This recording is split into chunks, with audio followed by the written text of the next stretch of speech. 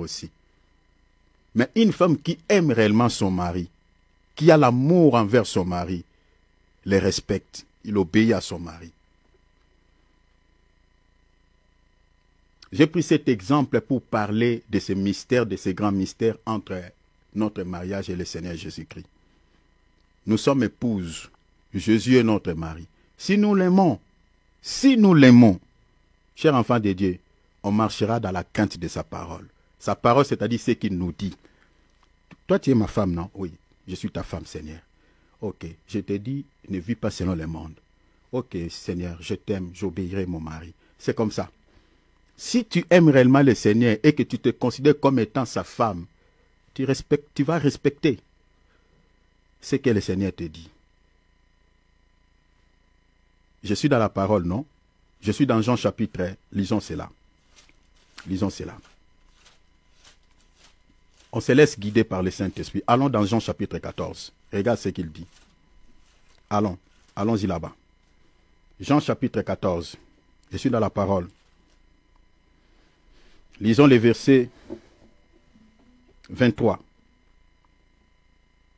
Jésus lui répondit, si quelqu'un m'aime, si quelqu'un là, toi, sa femme, si quelqu'un m'aime, il gardera ma parole. Garder ici, c'est-à-dire dans la traduction sémère, on dit, il obéira à ce que j'ai dit.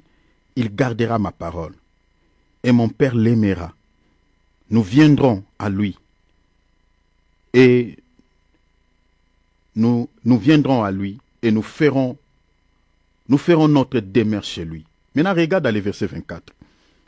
C'est lui, cette femme-là, insensée, cette femme-là, adultérine, c'est lui qui ne m'aime pas, ne garde point mes paroles, c'est-à-dire n'obéit pas à ce que je dis, et la parole que vous entendez n'est pas de moi, mais du Père qui m'a envoyé.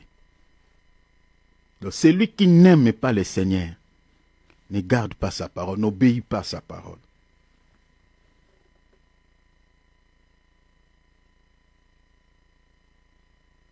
Cette parole est impliquée par rapport à nous et l'Église, mais s'applique aussi, même dans la doctrine, dans les mariages de couples sur le plan physique. Si tu aimes réellement ton mari, tu dois le respecter automatiquement. On ne va pas te reprocher tout le temps. Alors, je parlais de notre mariage entre nous et le Seigneur. Si tu as un peu une vie de dérèglement, mets ta vie en ordre. Demande à l'homme, à ton mari de te donner la force. Je parle du Seigneur. Demande au Seigneur de te donner la force. Ne vis pas comme un païen. Tu goûtes un peu au péché. Qu'est-ce qui te prend beaucoup de temps par rapport à la prière?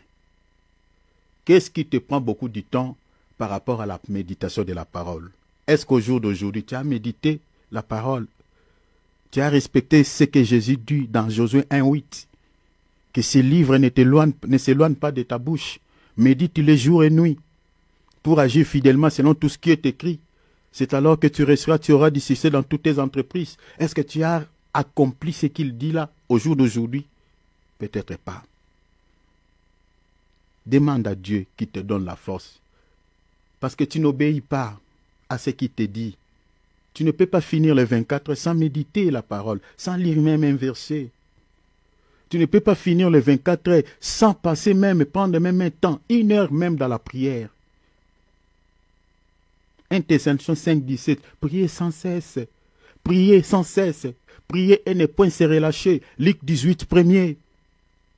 Priez à tout temps. Il a dit ça dans Luc chapitre 24. 21 plutôt, verset 36. Priez et ne point se relâcher. Priez à tout temps. Il ne dit pas circonstanciellement, à tout temps. S'il y a quelque chose qui te prenne beaucoup de temps,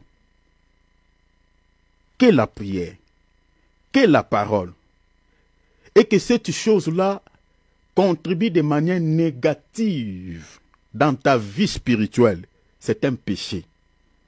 Par exemple, tu passes des temps et des temps de regarder que des séries télévisées. de regarder que des théâtres. C'est un péché. C'est un péché. La Bible dit tout est bon, mais tout n'est pas utile. C'est-à-dire, il y a des choses qui sont bonnes et qui sont aussi utiles, comme par exemple le travail. Là, Dieu te comprend. Mais les séries télévisées, c'est bon de se détendre un peu, mais est-ce que c'est utile? Demande l'aide de Dieu. Travaille ta vie spirituelle, travaille ta vie chrétienne. Jésus revient. Sois comme Habakkuk, restez sur le poste. Bien aimé, l'un des 4 matins, ce que nous sommes en train de dire, j'avais même tendance de parler à Lingala Mambo to Loba. Parce que c'est ma langue. Makambo to Loba et Kokisama. Makambo to Loba et au Salema. L'un des 4 matins, ce que nous sommes en train de dire, ça s'accompliront. Et beaucoup se rappelleront de tous ces temps que nous sommes en train de passer ici. Même si l'enlèvement n'a pas eu lieu, un jour nous allons passer. Même dans l'au-delà, on se rappellera, comme l'homme riche dans Luc 16, 19. Mais il ne faut pas... Je ne veux pas que cela soit ainsi. Je ne souhaiterais pour personne. Mettons la parole de Dieu en pratique, travaillons. Le premier ennemi de notre vie chrétienne, de notre vie spirituelle, c'est la chair. Si tu te laisses trop dans la chair, tu seras loin de Dieu. Je répète, si tu te laisses trop dans la chair, tu seras éloigné de Dieu. La charnalité ne marche pas avec Dieu. La Bible dit les désirs de la chair et les désirs de l'esprit sont opposés.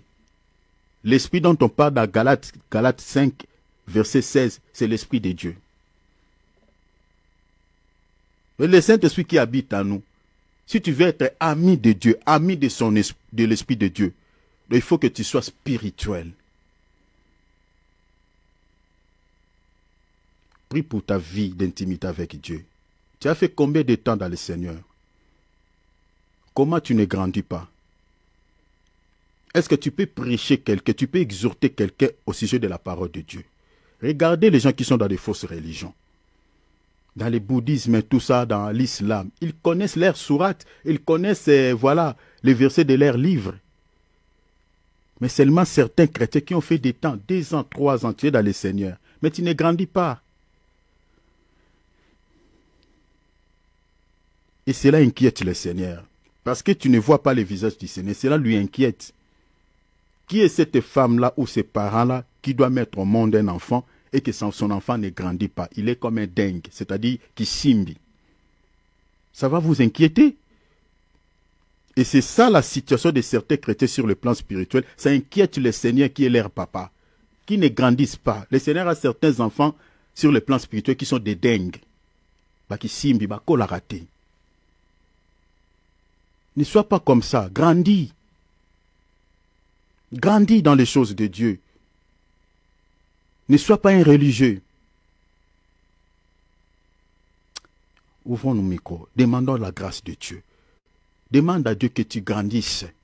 Aucune chose ne te sépare de Dieu. Aucune chose ne soit une raison quelconque, une raison valable pour dire que moi le Seigneur va me comprendre. J'ai ça, j'ai ça. Non. D'abord le royaume des cieux et ensuite tout le reste. Prions, demandons l'aide du Seigneur, s'il te plaît.